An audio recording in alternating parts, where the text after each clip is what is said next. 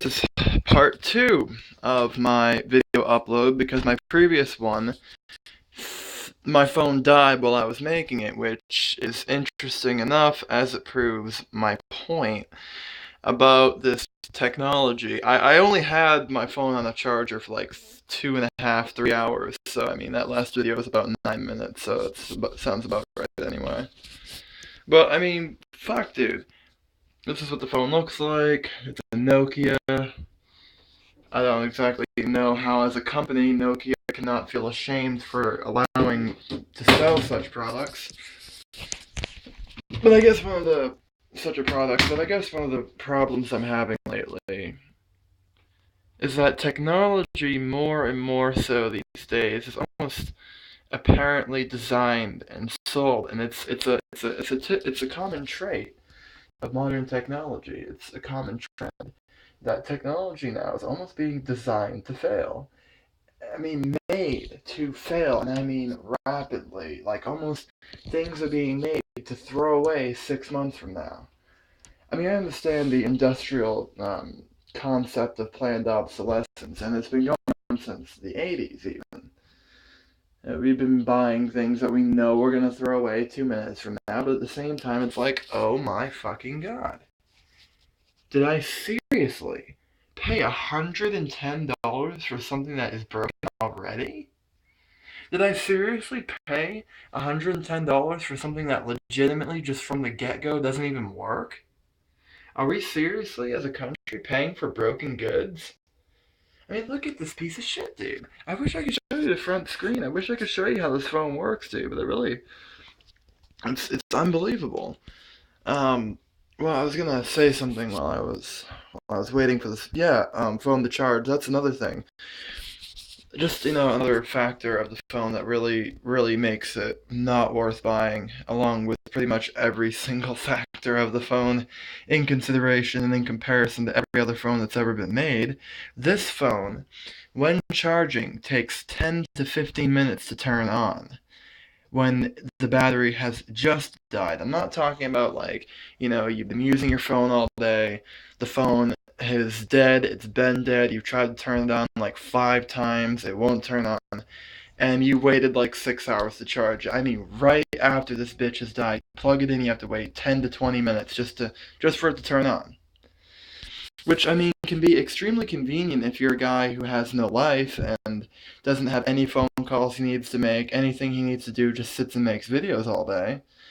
That, of course, not being me, even though I am making a video right now because it's absolutely necessary. But, I mean, if you have a fucking life, dude, I mean, seriously, what the fuck? I just spent 3 hours the other day, I shit you not, making putting one picture on YouTube to change my channel art. It's bad enough that I have to have 22 by 1600 because YouTube is run by obsessive compulsive psychopaths who find it necessary to judge and dictate what color your videos are, what color your pictures are, what color you do. But the fact that I have a piece of shit phone that takes that fucking long to do anything, it's like, dude, I'm looking for an apartment right now, okay? I'm doing things that have some lifelike significance. I can't afford to be, and I promise you, if you have anything whatsoever that you actually need to technically do using your phone, folks, you will not be able to do it on this phone. It's not possible. I've almost been put on the streets and nearly killed a couple times because of this phone in St. Louis. Um, okay, so for example, I was on the sidewalk, right, and I took out my GPS, and because it's T-Mobile, it took about 20 minutes just to tell me where I was at. All the while, I'm looking around like, like making sure, by the way, I'm in downtown St. Louis at 2 a.m. in the morning, trying to figure out where the fuck I am, and oh, by the way, pray to God I don't get robbed because the only people on the streets of St. Louis that time of night are homeless, and you don't fuck with the homeless in St. Louis, right? So anyway, I'm like, looking around all sketched out, and finally my GPS unit, I mean, fucking finally turns on. It's a little application here on the Microsoft Fingerfuck phone, and it guides me. It says, okay, I'm here. I'm like, all right. And then before I even start walking, I notice I typed in South St. Louis, South City, because that's the only really safe place in St. Louis, let's be honest. And it's trying to bring me into the fucking East District, dude. Like, I swear to God, not only is this phone taking me all fucking day to look around, probably trying to kill me because I didn't buy the actual, like, forget it. But it's trying to lead me into East St. Louis. I swear to God, my phone is trying to kill me. It's fucked up. It's trying to lead me into East St. Louis at 2 o'clock in the morning. I'm like, what the fuck? At that moment, dude, I realized I have to be on my toes with this fucking phone because it's gonna lie to me. Not only does it try to bring me to a McDonald's every 5 minutes, on the whole, there's another application I downloaded. It wasn't Scout, but it was some stupid ass application out of the Windows fuck phone store that just basically every time I go past McDonald's, it goes, "Oh hey, by the way," it's like no, I like the way I look, you know.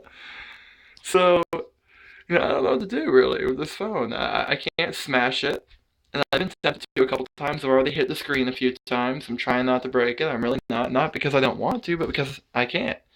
But because this is the only phone I have right now, which makes me a slave.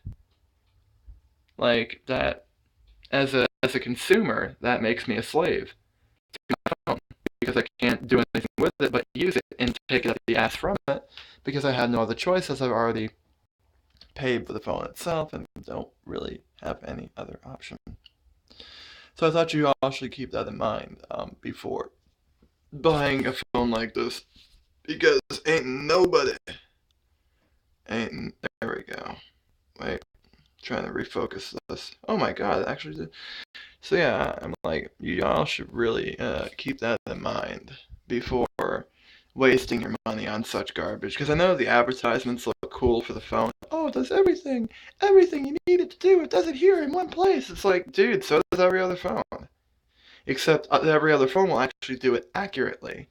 If you buy an Android phone, it'll do all of that, but do very technical things. It will tell you things this phone will not. It will do things this phone will not, and it'll do it quicker and faster and more efficiently.